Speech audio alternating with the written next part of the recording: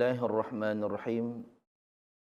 Assalamualaikum warahmatullahi wabarakatuh.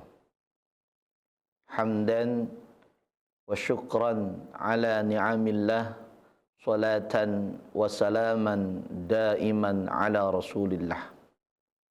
Asyhadu an la ilaha illallah wahdahu la syarika lah, wa asyhadu anna sayyidana Muhammadan abduhu wa rasuluhu la nabiyya ba'dah.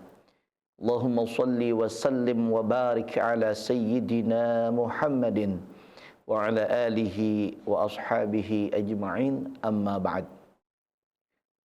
Saudaraku sekalian, pemirsa Lentera Islam yang dimuliakan oleh Allah Subhanahu wa taala.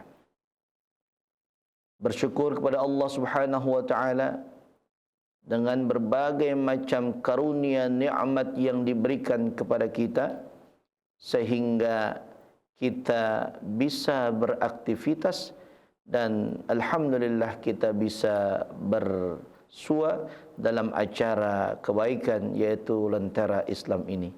Semoga pertemuan kita di sini insya-Allah dijadikan bagian daripada amal ibadah yang mendatangkan ridhanya Allah Subhanahu wa taala. Bersolawat kepada Rasulullah sallallahu alaihi wasallam. Allahumma salli ala sayyidina Muhammad wa ala ali sayyidina Muhammad. Seraya kita mengharapkan daripada syafaatnya Rasulullah sallallahu alaihi wasallam, yaitu adalah syafaatul uzma fi yaumil qiyamah kelak. Mudah-mudahan pada hari kiamat kelak nanti kita semua akan mendapatkannya. Amin ya rabbal alamin. Saudaraku sekalian, pemirsa Lentera Islam yang dimuliakan oleh Allah Subhanahu wa taala. Al-Fakir menyapa para pemirsa seluruhnya. Baik pemirsa yang kemudian intens ataupun yang baru menyimak acara Lentera Islam. Teriring doa semoga saudaraku semuanya insya-Allah selalu diberikan kesehatan, selalu diberikan umur yang panjang fi ta'atillahi wa ta'atir rasul. Semoga bahagia dunia kita, dan kalaupun nanti di akhirat kita minta sama Allah, semoga Allah masukkan kita ke dalam surganya Allah Subhanahu wa taala. Amin ya rabbal alamin. Bersama saya Al-Fakir Ustaz Jenggot atau Ustaz Samit Saputra dalam acara Lentera Islam, mengkaji Islam untuk kehidupan yang lebih sempurna. Saudaraku sekalian, pemirsa Lentera Islam yang dimuliakan oleh Allah Subhanahu wa taala. Ada satu kenyataan yang kita lihat, ada satu kenyataan yang kita dengar, kita sama-sama mengalami apa yang kemudian ada di hadapan kita. Apa fenomena itu apa? Ada seorang anak yang kemudian durhaka dengan orang tuanya, durhaka dengan ibunya, durhaka dengan ayahnya. Ada pula seorang ayah yang kemudian melakukan kezaliman kepada anak keturunannya. Dia tidak memberikan hal-hal yang baik kepada anak keturunannya.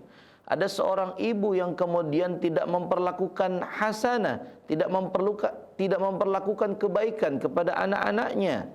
Bahkan anak-anaknya kemudian diajarkan kemaksiatan. Na'udzubillah summa na'udzubillah.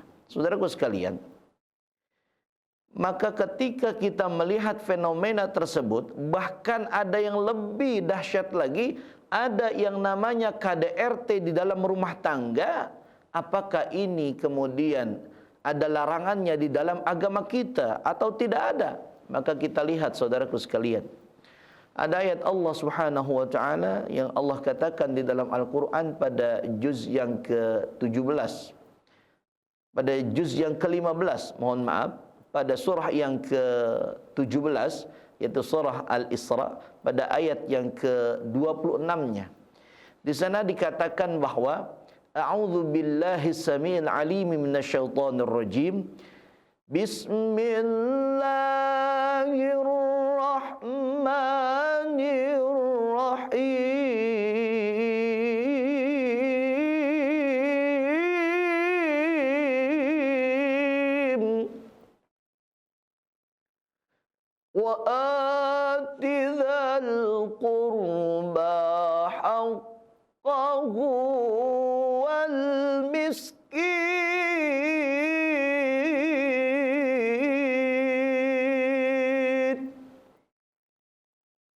Al-ayah, sadaqallahul aliyyul azim. Saudaraku sekalian, pemirsa Lentera Islam yang dimuliakan oleh Allah Subhanahu wa taala, ternyata Allah telah memberikan arahan. Allah telah memberikan gambaran kepada kita, bahkan perintah Allah jelaskan di dalam ayat ini. Wallahu ta'ala a'lam bimuradih, hanya Allah yang mengetahui maksud sesungguhnya daripada firman-Nya tersebut, kurang lebih seperti ini. Ketika kita membaca ayat itu, seorang profesor Dr. Muhammad Sulaiman Al-Ashqar, beliau menjelaskan di dalam tafsirnya, namanya kitabnya adalah Zubdatut Tafsir. Beliau menterjemahkan kalimat al-qurba huwa nasabun.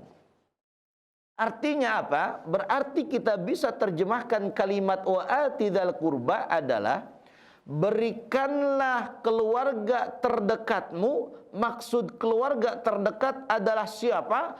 Adalah orang yang punya hubungan nasab denganmu. Berarti siapa? Yaitu istri kalau kita sebagai suami. Anak-anak kalau kita sebagai istri, ya suami dan anak-anak, dan terus jalurnya nasab di bawahnya atau di atasnya nasab. Berarti saudaraku sekalian, kalau ini disuruh sama Allah, dan perlakukanlah keluarga terdekatmu, istri-istrimu, anak-anakmu, apa yang kau berikan kepada keluargamu tersebut? Apa? Haqqahu.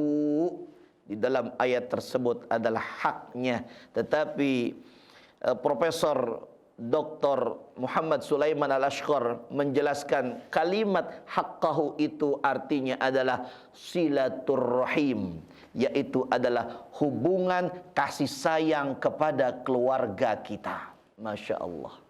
Karena berderetnya iklan, kita sejenak istirahat, lanjut nanti pada segmen berikutnya insyaallah.